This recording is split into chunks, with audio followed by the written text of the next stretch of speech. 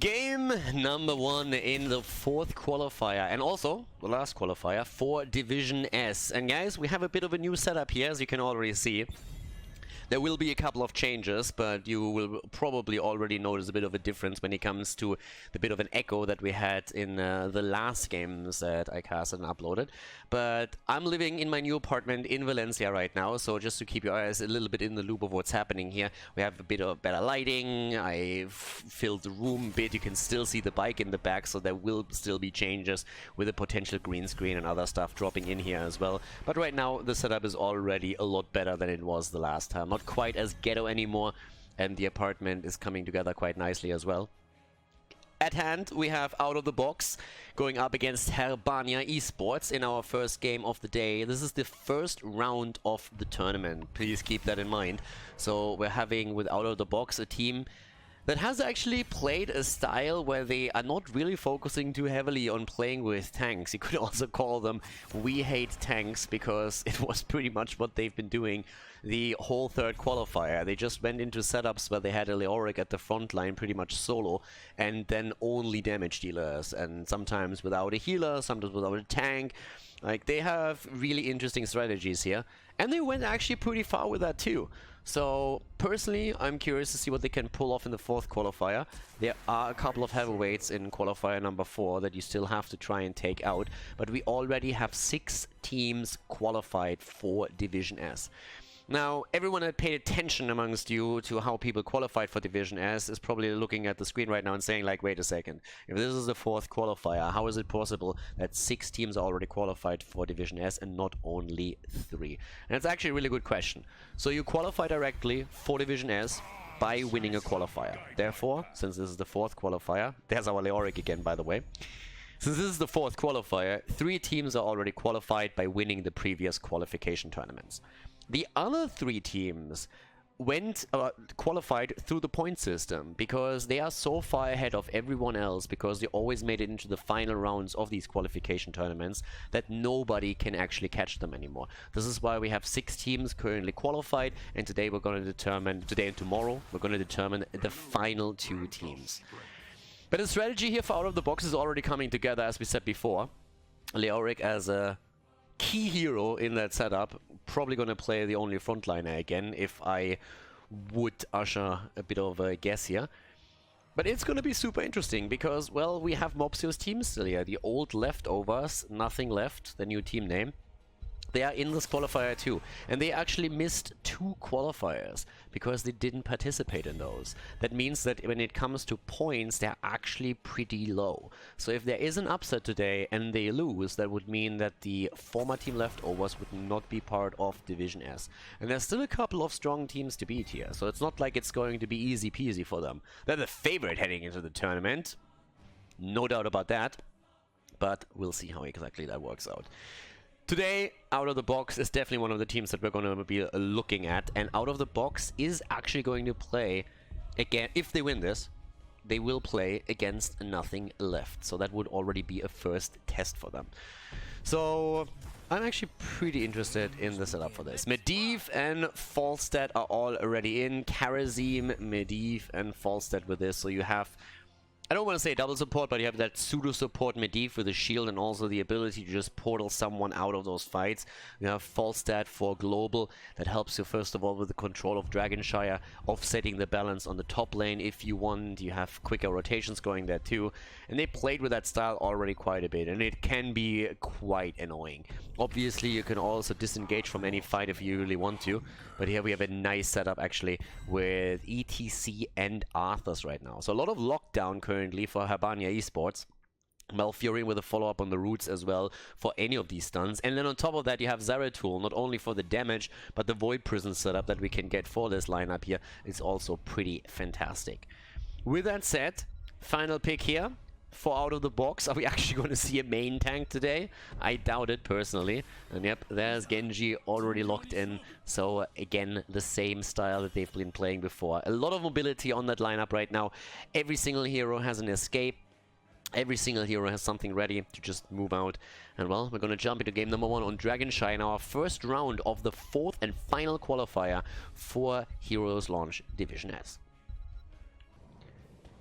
Game number 1, ladies and gentlemen, out of the box against Herbania Esports on Dragonshire. The first map in this best of 3 series. On the left side, Blade on Falstad, Butter on Medivh, we have Menaldor on Leoric, TRQR on Genji, and Vodka-chan again on Karazim. It is a composition that you definitely should remember from the third qualifier.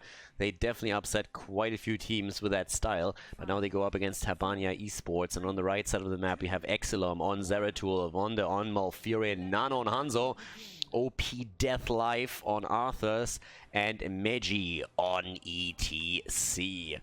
And, well, I am absolutely ready for this right now, because I want to see how far out of the box actually get with this. And so far, they're actually doing well. They go straight for Arthurs, and, well, Death Life is already more dead than alive here, so pretty OP.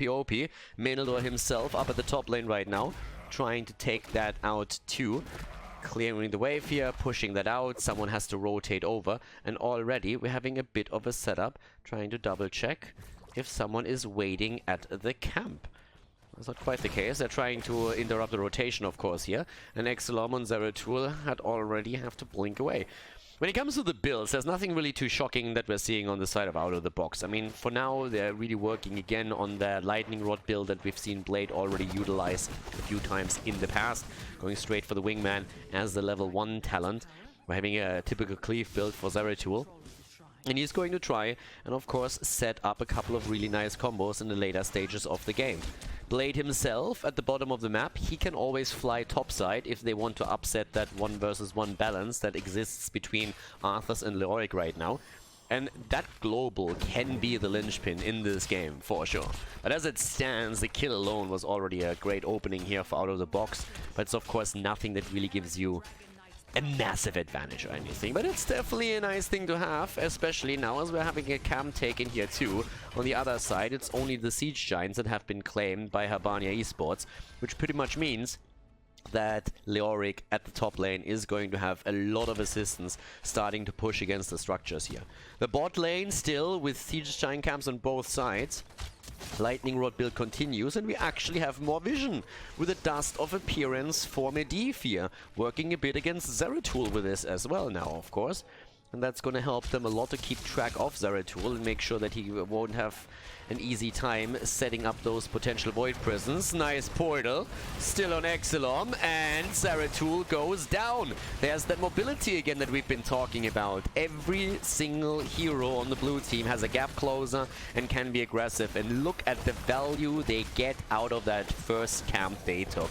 Perfect timing, great rotation to the top, having 4 heroes now on the lane and just absolutely demolishing the wall, going for the fort itself. The rotation from Herbania Esports is just a bit too late. And down they go. Malfurion is dead too. Vodka-chan, he doesn't have the slide anymore. Well, the power side comes from ETC, but Vodka-chan didn't have anymore was the dash away. So he falls, but then again, you look at the red team and all of them are starting to become low. Genji, he needs healing, and he's trying to get that, moving away here.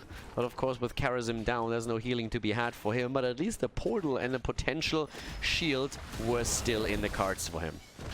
There's pressure on the Dragonite as we're seeing this. Hanzo actually dying, and ooh, the counter kill against Genji as Meji is right there with his ETC. The problem is that he's getting completely wrecked here by Butter and Blade on Medivh and Falstad. And now the Dragonite has been claimed from Karazim, who just came back. The Lightning Rod build, it continues. And we have now also the Arcane Explosion on level 7 for Out of the Box. And Out of the Box is doing fantastic here. They already took the top fort. Menaldor on his Leoric is still pushing the lane out easily. They have more than a level lead at this point, pretty much. And the Dragonite is going to excel, of course, that advantage even more. Down to the bottom of the map, Blade pushing out the minions. Did not go into Boomerang, so he doesn't quite have the same amount of wave clear that you oftentimes would see a Falstad player have. But he has that lightning rod damage, and he uses it against the structures here. The Dragonite itself bursts through the wall up here, still on 4% HP, and uses that pretty much only to just go in, get another Fire Breath through, a bit of wave clear for him, and so far, they're doing well.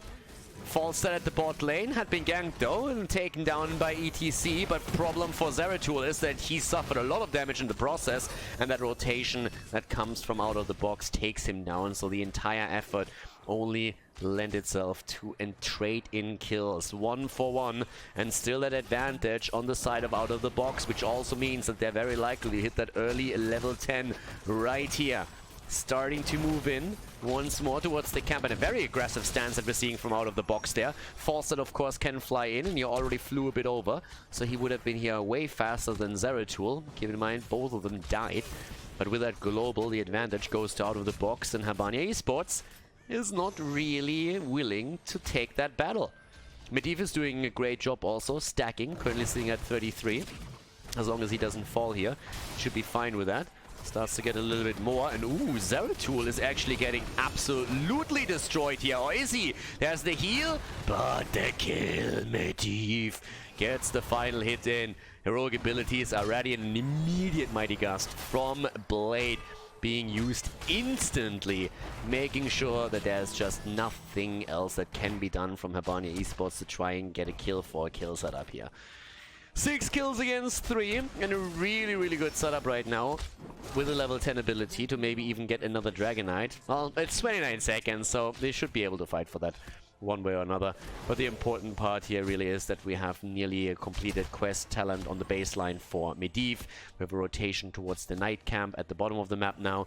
The level 10 ability at least lend itself to a bit more control over the map. And we have, with heroic abilities, now of course also the setup potential for Herbania Esports to try and make something happen around the Void Prison. Arrow into the Void Prison, good Twilight Dream, Mosh Pit. There's a lot of tools here. Bottom of the map, on the other hand, Arthas moves in, sees it happening, and now they have to think about, do we fight this or do we not? Leoric is still zoned from the rest of the team on his janitor, and the rotation towards the camp is still happening. The teams are absolutely willing to go for that fight. Meiji is there.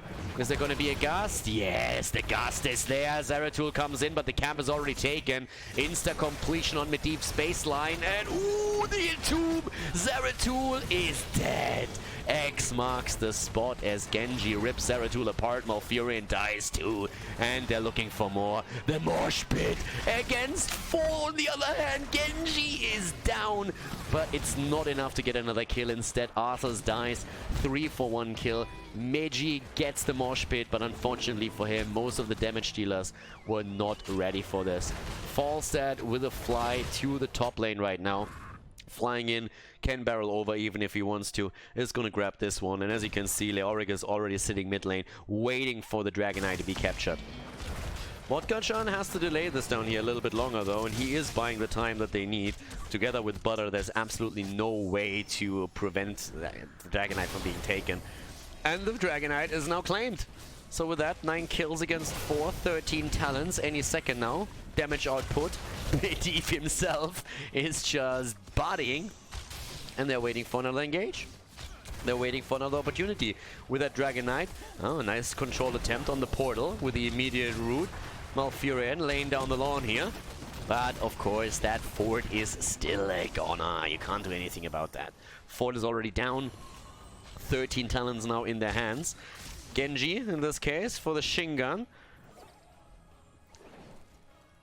And Falstad still pushing topside. It is starting to become a problem. I mean, experience with 2 forts down is of course now steadily increasing on the side of out of the box. Ever since Blizzard implemented all of those experience changes, taking down a fort will increase the passive experience gain that you get. And if you take 2 out, then you are going to be in a great spot. And we can actually see that right here. When you look at the passive experience down there, it's already nearly a 2,000 experience lead on the side of out of the box that comes through them getting those 2 forts. Blade up at the top, still safe. Exelom is still trying to get the kill, but there's a heavy rotation towards him. He needs to be really careful. Gets already attacked, has no cooldown ready. Genji comes in as well, and Exelom is in trouble. There comes the last attempt to go away, and that is not happening. It's a quick double kill. These rotations are just too strong. They don't get the kill themselves, and then they find themselves in so much trouble here on the way back, trying to escape. There's no one else helping them out and rotating in, and that means that we have an easy grab on the night camp. The Bridge of Death That's where we're actually seeing out of the box headed next, thanks to that camp that they just took. They're absolutely willing to commit to this. They have to be careful though, because, yeah, I like this a little bit more. Playing it hesitant, not committing to it quite that heavily, because they realize there is still a mosh pit around, and if that mosh pit hits on the bridge, then you are in for a bit of a shitstorm. So, not quite an opportunity you want to give your opponent. Instead, we're having them with 2.5 levels ahead. They're looking at a half level until they hit 16. Working around all of those mercenaries here. Blade, of course, also trying to get more stacks together for the wingman, just so that he gets the additional damage output on that as well. And with that said, a little attempt here to go for Medivh. That's a good one, but in trouble. That was a good power slide with a follow-up on the roots. Great play, and that's finally another kill for Herbania Esports as they're trying to get back into the game. Obviously, once 16 hits, they're going to be in trouble. Blade just moves down, tries to hold this for now. Good dodge on the power slide. That was an important one. But we have again the top lane pressure through the minions that will soon start to get some extra help with that night camp. Minions and the catapult spawning. Night camp is now coming in as well. Exelom didn't really have as much of an impact as he was probably hoping for, to be honest with you. I mean, they're looking at trying to set something up with Zeratul, but the one thing that we saw from out of the box is they're just hunting Zeratul whenever they can, and they've done extremely well with that. And talking about hunting Zeratul, it's not only Zeratul that gets hunted. Arthas finds himself in the same spot, but Exelom has to drop the Void Prism, stay alive a bit longer. They're trying to get a kill for a kill, but Leoric doesn't give a shit here. He just goes in again. There's the X-Strike. Arthas is about to fall. Leyline comes in. Zeratul gets wrecked. Menaldor with a B-step as he barely survives. Arthas is dead too. A nice silence for Malfurion, but that's just not enough to turn the tides of the battle. 3 are already down, 2 are still on the run. The camp is pushing through the Bridge of Death. Ults are all used except for the mosh pit on Meji. He's still looking for it. Down goes Hanzo. And even if a 5-man mosh hits at this point, what are you going to do with it? There's no damage output anymore. Meji slides away. The Dragonite has been captured in the meantime in the mid lane. And they are going for a double keep right now. Or maybe even 4 core. Already the move straight towards the top keep. That one is going to be gone in seconds. And now they have to make the choice. Do they try and go for the core here, or they are just simply trying to take more keeps? And core it is. Dragonite is on it. Mighty Gust is still available once that the Dragonite is over. Good punt here. Once again, the tryout for the NFL looks successful so far. Now the Auric goes down, but so does the core, and this is game, ladies and gentlemen, as out of the box takes the first map against Herbania Esports in the best of 3 series.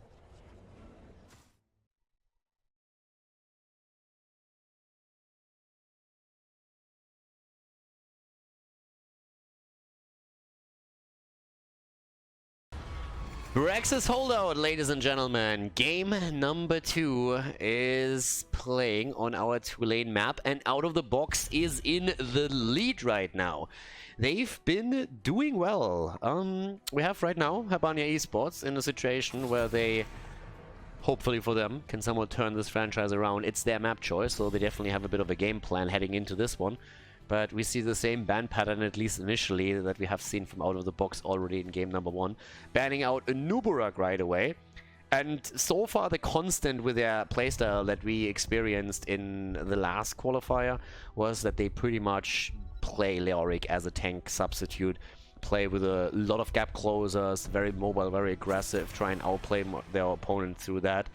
Hammer gets banned once again. Gets banned out here right away. But yeah, let's see how this is going to work out there. Diablo gets banned again too, so out of the box with the double ban on the front line, as we've seen previously. Sticking pretty much to what they did before, and I wouldn't really be surprised if we are going to see that mirrored also in the picks again. Of course, this is a very different setup on the other hand, but globals in particular would still be very, very useful, so you could still play Genji, for example, to have that quick traverse between the bottom and the top lane. Falstad is another really good example of using mobility to get over that. Even if you set something up for Karazim, you can also use that, of course, as a tool as well. What we have now, with Maiev being banned out and with Sergeant Hammer banned out, we have Junkrat as the first pick. It's a good day for Mayhem here, as we could actually see Junkrat in the 4-man or even in the solo lane, depending on the setup that we have for Herbania Esports. So there's already a lot of flexibility that we have, and I mean Blade himself is now in a setup where he is adding a lot of wave clear to this, so no matter what. I actually think they played Rocket right as well the last time. Like, call me crazy, but I don't remember every single game there anymore, but I'm pretty sure that we've seen Rocket Ride too at some point. So now we have Tyrande and Genji. Now again, Genji is pretty awesome to just like come from one lane quickly to another by jumping over the debris quite easily. First of all, of course, with the straight and also with Swift Strike. So it can very, very quickly offset the balance on the solo lane and play to that advantage. Tyrande, first of all, for vision with the scout. There's Abathur again and Kharazim. So with Abathur, I mean the new Abathur here, of course, too, Kharazim becomes even more fierce than he already is. I mean, Kharazim in general is, or can be, pretty badass. But if you have an Abathur on top of you, that mobility that you have with Kharazim just means that you can hunt down any opponent in a 1 versus 1, even 1 versus 2 scenario. And also, through the added attack speed, you of course capitalize on your trade even more. So that's going to be a big one as well. With that said, Hanzo taken out of the potential playstyle here. Hanzo gets banned out, and our last ban of the game from out of the box this time goes to, could be another tank, if they really just continue down that thought process here. I mean, you're not going to be afraid of something like Garrosh, I would assume. You have basically...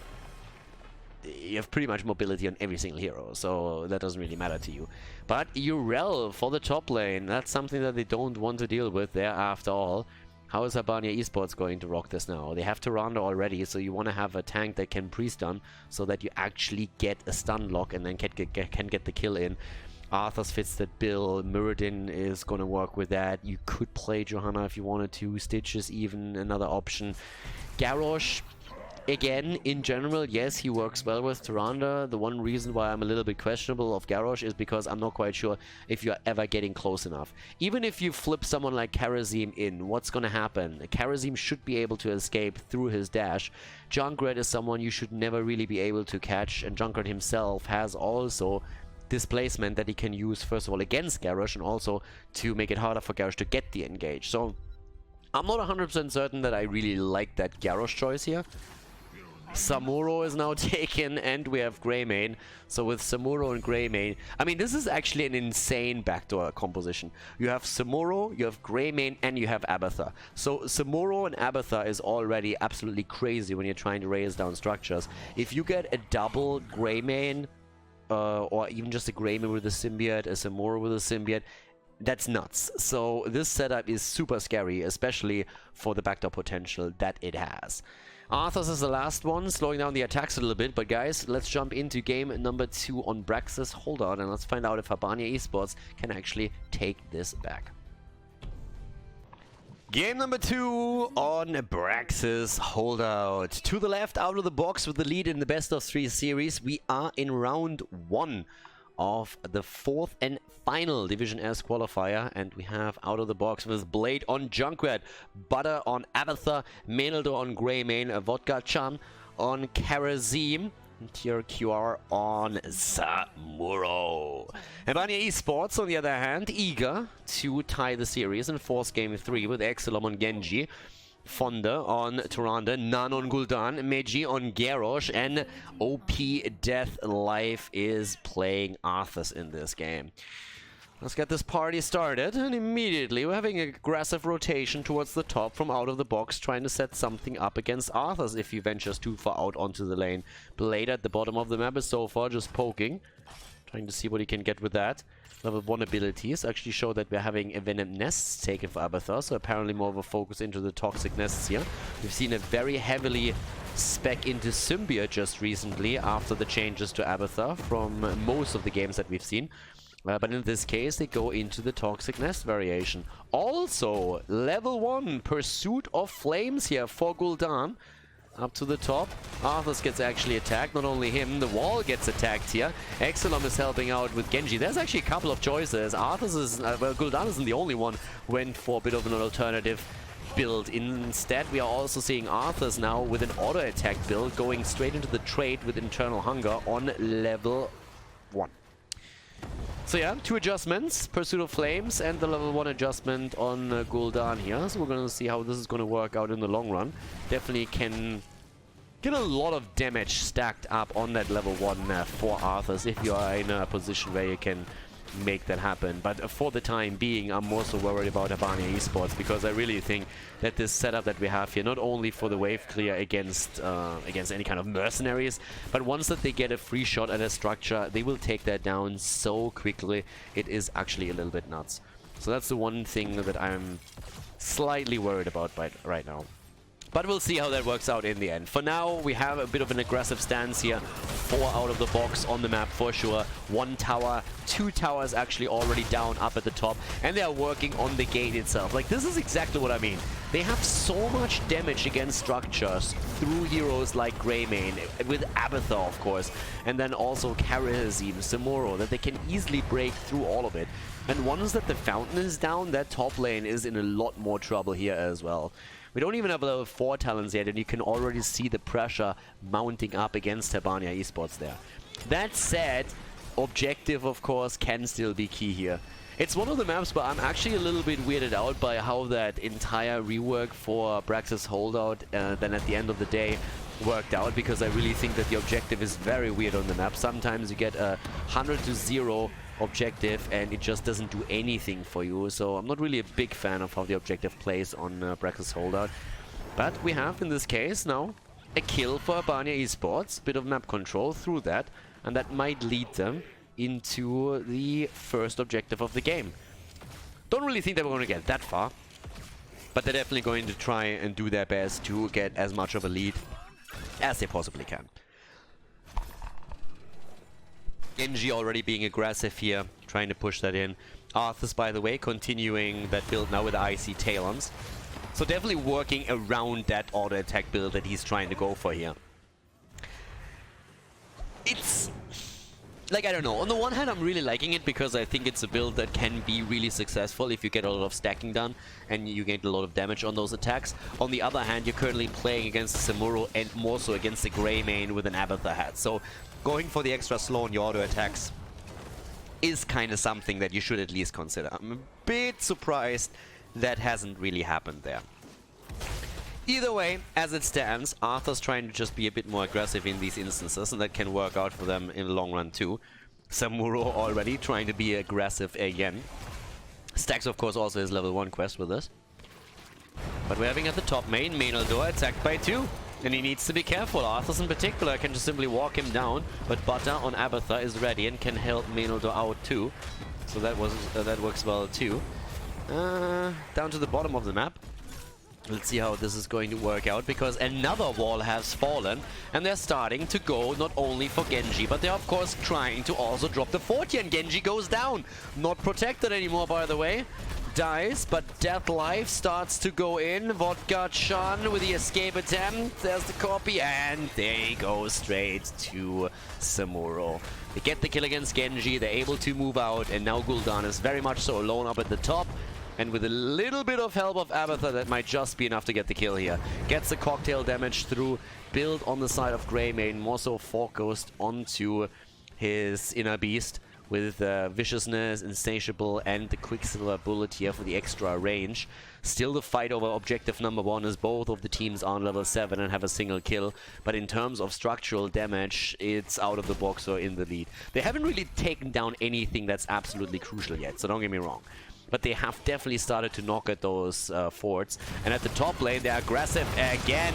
Nano is about to die here. He needs to be really careful with this, because Greymane is still looking for the kill. In this case, actually against Arthas. All of them are super low here, and they're already starting to work on another wave. At the bottom of the map, another attack against the 2 bot laners here. Blade is getting that nade damage in, 1 grenade at a time. And up at the top, the fountain is already starting to suffer, and once the fountain is down, as I said before, you are in for trouble. Because you won't be able to have the lane sustain anymore against your opponent. So Khaldor is currently there, can take it down slowly and steadily. They're not rushing anything here, they're playing the safe. Samuro with a copy is still around, might actually fall here. But got a few more stacks together, and Samura is very likely gonna die. Gets a bit of a heal though from Vodka-chan. Samura is still alive, jumps in again onto the copy, and is alive thanks to Abathar, up to the point where Nano comes in and with another Fell Flame just drops him easy peasy. But even through those kills, you look at the lanes and it's just one team that pushes them. Look at the objective, for example, too. 90% against 32. The entire time Herbania Esports has to rotate around left, right, left, top, bottom, you name it. And they are just struggling to get anything done here because they can't go for coordinated fights. They always have to react. There's always something set up against them. And even these instances where we have Vodka-chan on his Karazim just sitting here in the middle, or Samuro, then getting the assistance from Abathar to slow down rotations and nearly get kills on top of that too. That doesn't make it any easier for Herbania Esports to deal with this. They're just playing this super annoying playstyle right now, as they did in pretty much all of their games, where they are getting massive value through rotations and through positioning. I mean, look at this. They're getting a free fort here. They're getting an easy free fort where Herbania Esports is just sitting there as like, guys, we're losing ground everywhere. We have to do something. They're trying to now get a bruiser camp to maybe push through the bot lane and relieve some of the pressure. But as you can see here, that fort is already at 50%. Top fort has already fallen. Passive experience is now going to increase for out of the box, of course, over time. And they still have their fallback points through the forts and also the fountains, so they can easily top off there. The answer for Herbania Esports at this point is pressure, push, try and outpush them. Just go in, 4-man the bot lane, have a camp with that, and just get value. They have the early level 10, so they're trying to use that right now for exactly that purpose. But here comes the rotation from Vodka-chan. He's not the only one. Meneldo on the copper pick is coming in too, pushes that out, and in the meantime, Samura's doing Samuro things. He's sitting top lane and is starting to get the value there. Bottom of the map now, fort is still defended, and the only one that has actually rotated towards the top is Deathlife.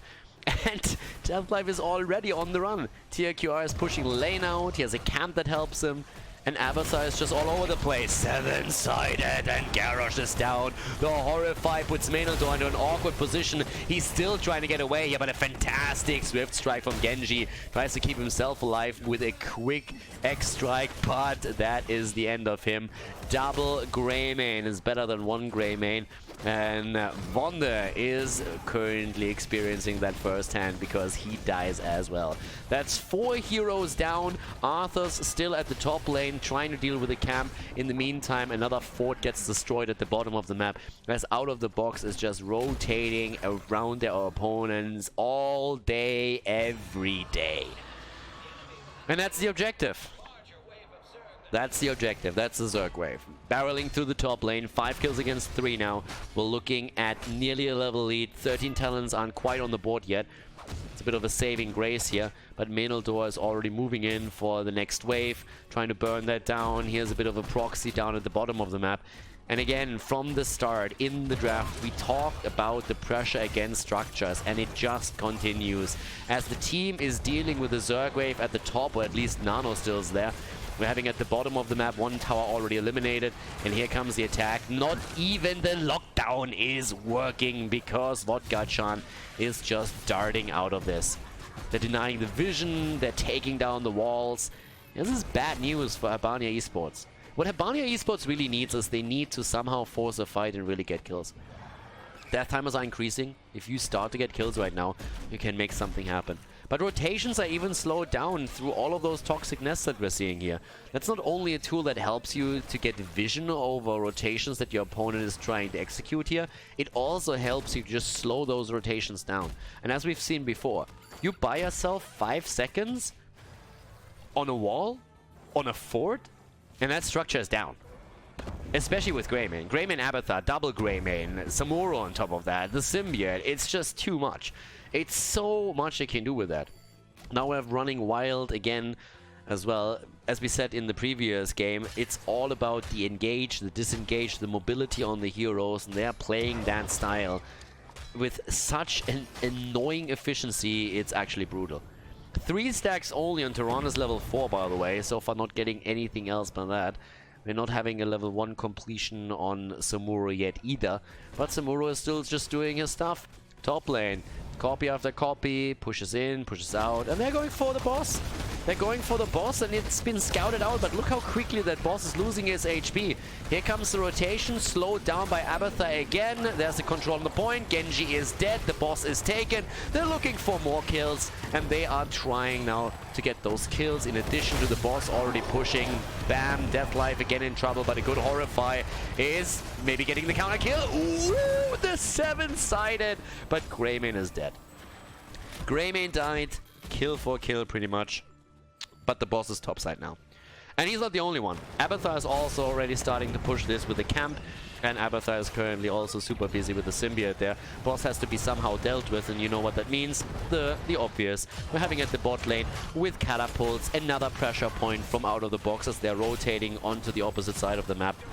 Completing the Samuro quest. And are just starting to put even more pressure on keep number 2. Granted, with Greymane not being there, it is a bit more tricky for them to get anything done, but they have put some damage onto the keep itself.